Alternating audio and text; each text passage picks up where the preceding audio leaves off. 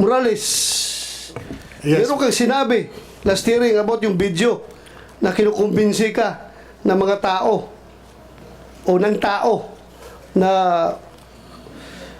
to be silent, huwag na testify sa committee na ito. And you said it is covered with video. Yes, Your Honor. And Audio. ito lang sa akin, before I continue. Ang sa akin lang kasi, ang problema mo, inuna mong pinalabas doon sa programa ni Maharlika yung video mo kaysa dito sa committee na ito. That's, alam mo, you are ongoing yung ating Senate investigation.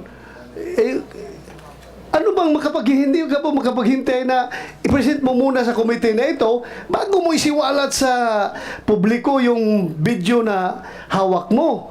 Ako lang, wala kang binabayulit na batas, wala kang binabayulit na kuan dito sa Senado, na rule sa Senado, pero ako lang, sumama lang ang loob ko dahil anong tingin ng mga tao ngayon? Nauna sa programa ni Maharlika yung video mo, bago natin ipakita dito sa committee, para bang lumalabas na ang committee na ito ay sunod-sunuran sa kung anong pinapalabas ni Maharlika. Ang committee na ito sunod-sunod lang kung anong gusto nila mangyari, susunod ng committee na ito.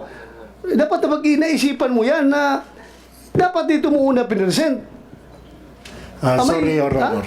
Sorry. Siguro naintindihan mo yung hinalakit ko as chairman. Naintindihan ko po, Your Honor. Kasi parang ayaw ko man na makipagkumpiyansa makipagkompetensya kung gaano ka popular si Maharlika sa kanya mga vlog.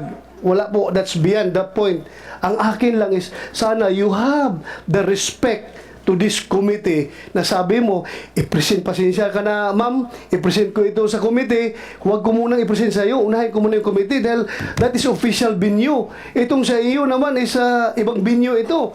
Outside of the legislative inquiry na ginagawa itong yung vlogging mo. Dapat ganun sanang sinabi mo. Sana maintindihan mo yung hinalakit ko, ha? Kasi Yes, ang tingin ng tao, susunod-sunuran tayo sa programa ni Maharlika. Kung ano pinapakita niya, susunod kami. Di ba? Yes, Your Wala Honor. sa akin. Patawarin niyo po ako. At hindi na po mauulit yun, Your Honor.